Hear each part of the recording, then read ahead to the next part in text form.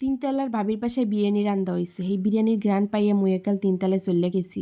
আরে ভাই মজা করি না, মজা করমু কেন? এটা কি মজা করার কথা নেই? এক পাশে টানলে বুঝি আরেক পাশে গন্ধ পায় না? আর মুই গেলে কি মোরে দেবে না? দেবেই তো। হ্যালো এভরিওয়ান, আসসালামু আলাইকুম। মুই চিনি চলে এসেছি নতুন একটা ভিডিও লইয়া। আসলে ব্যাপারখানা হইছে যে হ্যাগো বাসায় পরের দিন জন্মদিন, এর লইগে মোর বাসায় দাওয়াত দিয়ে দিছে।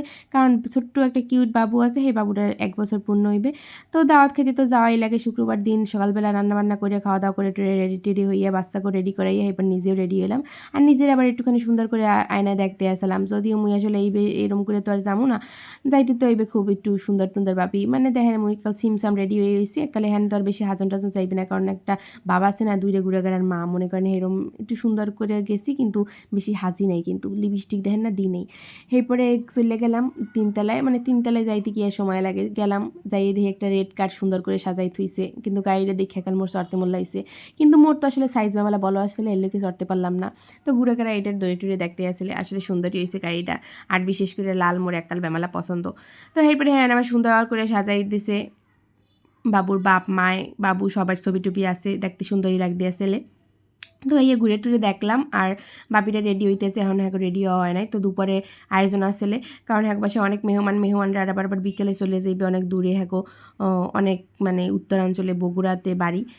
তো সেই জায়গায় এখান দিয়ে চলে যাইবে অনেকে, এই জন্য দুপুরে আয়োজনটা শেষ করা হয়েছিল। তো এই যে দেখতেছেন সুন্দর করে সাজাইতে আছে, কেকগুলো সুন্দর করে, কেকের এক পাশে একটুখানি নষ্ট হয়ে গেছে মানে ওই একটু বাসায় আনার সময়। তো বড় বড় সাইজের দুইটা সুন্দর ডিজাইনের কেক আসলে, আর ছোটো ছোটো কিউট কেকগুলো সুন্দর করে সাজাই লইছে। আর এখানে বাবুর এন্ট্রি হইবে যাইয়া রেড কারে। তো এই গাড়িটা চালানোর পর মানে রিমোট কন্ট্রোলে তো সরে বাবুরে নিতে আসলে, যখন এই রিমোটে হ্যাঁ টান দেয়, কিন্তু বাবুরে লয় কান্তল, মানে আসলে ছোট্ট একটা কিউট বাবু 1 বছর বয়স, হে কি আর এত বোঝে কন এইসব এন্ট্রি, মার কত শখ আল্লাহ থাহে, হ্যাঁ কি আর বাবু তো আর বোঝে না, বাবু তো আসলে বাবুর মতো কানতে আছে। তো অবশেষে তার এন্ট্রি হলো, এন্ট্রি হওয়ার পরে হ্যারে আবার লইয়া বাপ মায় বইলে কি সুন্দর হ্যাগো চেহারাখানা দেখতেই আছেন, সুন্দর এককালে ডিজাইন করে তিনজনে এক রকমের জামা কাপড় বানাইছে, দেখতে বামালা ভালোই চিনাইতে আসলে। তো যখন মোর গুড়াগাড়ার 6 মাস হয়েছিল, মুখে ভাতের অনুষ্ঠান করছিলাম, হেইকালে মুই তবা পড়ছি যে এই দুইটা গুড়াগাড়া লই মুই জীবনে একটু মানুষজন ডাইকে পরে ওই জন্মদিন করবো না, যখন হেরা বড় হইবে তখন সারা। কারণ এই ইয়ারে লইয়ে যে কি পরিমাণ প্যারা ভাই, হ্যাঁ যারা করে হেরাই জানে, কেমনে যে মানুষ করে আল্লাহ মাবুদ জানে ভাই। মুই হেকালে সেই সময় চিন্তা করছি যে একো কেক আনবো বাসায় আর খামো। হেরুমি এই 5 বছর মানে 4 বছর চালাইছি, এখন সামনে 5 বছর আইতে আছে, কি করবো জানি না।